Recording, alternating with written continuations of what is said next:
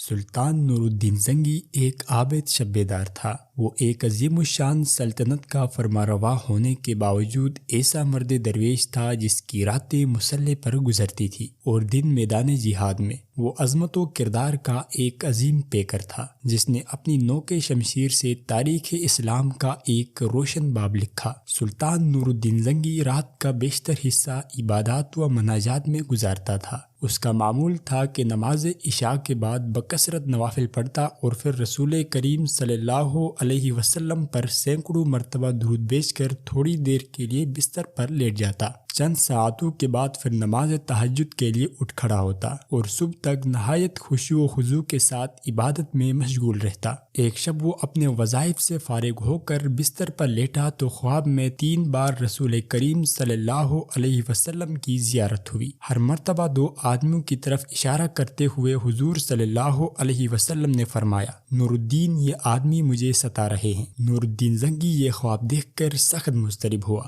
بار بار استغفار پڑھتا رہا اور رو رو کر کہتا، میرے آقا و مولا کو میرے جیتے جی کوئی ستائے یہ نہیں ہو سکتا۔ میری جان و مال، آل و اولاد سب آقا مدنی پر نثار ہے۔ خدا اس دن کے لیے نور الدین زنگی کو زندہ نہ رکھے کہ حضور صلی اللہ علیہ وسلم غلام کو یاد فرمائے اور وہ دمشق میں آرام سے بیٹھا رہے۔ سلطان نور الدین زنگی بے حد بے چین ہو گیا اور اسے یقین ہو گیا کہ مدینہ منورہ میں ضرور کوئی ایسا واقعہ ہوا ہے جس سے سرور کونین صلی اللہ علیہ وسلم کی روح اقدس کو تکلیف پہنچی ہے۔ خواب سے بیدار ہوتے ہی اس نے 20 آیان دولت کو ساتھ لیا اور بہت سا خزانہ گھوڑوں پر لدوا کر مدینہ منورہ کی طرف روانہ ہو گیا۔ اہل دمشق سلطان کی اچانک آمد سے حیران ہوئے، لیکن کسی کو معلوم نہ تھا کہ اصل بات کیا ہے۔ دمشق سے مدینہ منورہ پہنچنے میں عام طور پر 20 سے 25 دن لگتے تھے، لیکن سلطان نے یہ فاصلہ تیز رفتاری کے ساتھ طے کیا اور 16ویں دن مدینہ منورہ جا پہنچا۔ سلطان نے آتے ہی شہر میں آنے جانے کے دروازے بند کرا دیے اور اعلان کرا دی کہ آج تمام اہل مدینہ اس کے ساتھ کھانا کھائیں۔ تمام اہل مدینہ نے نہایت خوشی سے سلطان کی دعوت قبول کی۔ اس طرح مدینہ منورہ کے تمام لوگ سلطان کی نظر سے گزر گئے، لیکن ان میں وہ 2 آدمی نہیں تھے جن کی شکلیں اسے خواب میں دکھائی گئی تھی۔ سلطان نے اکابر شہر سے پوچھا کہ کوئی ایسا شخص تو باقی نہیں رہا جو کسی وجہ سے دعوت میں شریک نہ ہو سکا ہو۔ انہوں نے عرض کی کہ اہل مدینہ میں سے تو کوئی شخص ایسا نہیں رہا جو دعوت میں شریک نہ ہوا ہو، البتہ 2 خدا رسیدہ مغربی جو مدت سے یہاں مقیم ہیں نہیں آئے۔ یہ دونوں بزرگ عبادت میں مشغول رہتے ہیں، اگر کچھ وقت بچتا ہے تو جنت البقیع میں لوگوں کو پانی پلاتے ہیں، اس کے سوا وہ کسی سے ملتے جلتے نہیں ہیں۔ سلطان نے حکم دیا ان دونوں کو بھی ضرور یہاں لے آؤ۔ جب وہ دونوں سلطان کے سامنے حاضر کیے گئے تو اس نے ایک ہی نظر میں انہیں پہچان لیا کہ یہ وہی 2 آدمی ہیں جو اسے خواب میں دکھائے گئے تھے۔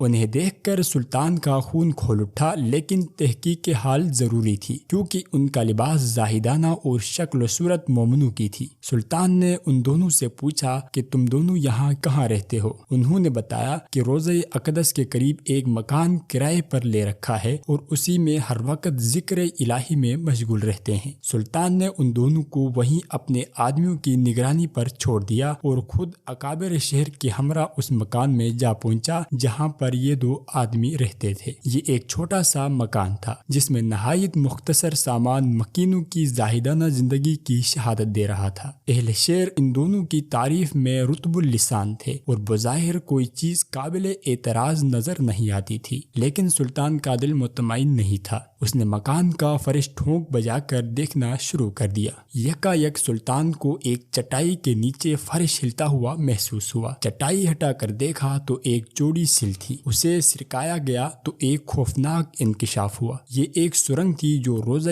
اقدس صلی اللہ علیہ وسلم کی طرف جاتی تھی۔ سلطان سارا معاملہ آنن فانن سمجھ گیا اور بے اختیار اس کے منہ سے صدق اللہ و صدق رسولہ النبی الکریم نکلا۔ سادہ مزاج اہل مدینہ مدینہ بھی ان بھیڑیا نما بھیڑیوں کی یہ حرکت دیکھ کر ششدر رہ گئے۔ سلطان اب قہر و جلال کی مجسم تصویر بن گیا اور اس نے دونوں ملعونوں کو پابند زنجیر کر کے اپنے سامنے لانے کا حکم دیا۔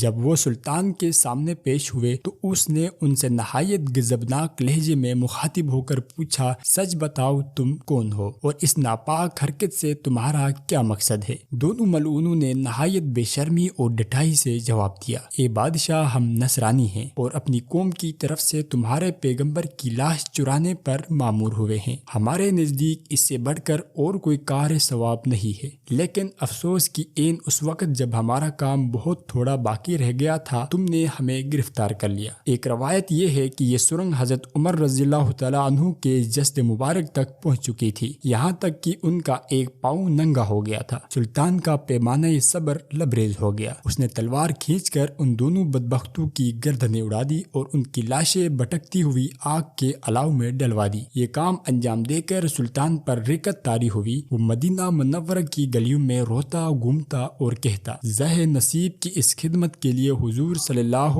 علیہ وسلم نے اس غلام کا انتخاب فرمایا۔ جب ذرا قرار آیا تو سلطان نے حکم دیا کہ روضہ رسول صلی اللہ علیہ وسلم کے گرد ایک گہری کھندق کھودی جائے اور اسے پگھلے ہوئے سیسے سے پاٹ دیا جائے۔ سلطان کے حکم کی تعمیل میں روضہ اطہر کی چاروں اطراف اتنی گہری کھندق کھودی گئی کہ زمین سے پانی نکل آیا۔ اس کے بعد اس میں سیسا بھر دیا گیا تاکہ زمانے کی دست برد سے ہر طرح محفوظ رہے۔ یہ سیسے کی دیوار روضہ اقدس صلی اللہ علیہ وسلم کے گرد آج بھی موجود ہے اور انشاءاللہ قیامت تک قائم رہے گی۔ آج بھی اہل مدینہ سلطان نور الدین زنگی کا نہایت محبت اور احترام سے نام لیتے ہیں۔ ان کا شمار ان نفوس قدسی میں کرتے ہیں جن پر سید البشر حضرت محمد صلی اللہ علیہ وسلم نے خود اعتماد کیا۔ یہ رتبہ بلند ملا جس کو بھی مل گیا۔ اللہ کی محبت کی طرح نبی کریم صلی اللہ علیہ وسلم کی محبت بھی ایک عظیم دولت ہے۔ عشق رسالت جسے مل گیا وہ دنیا و آخرت میں کامیاب ہو گیا۔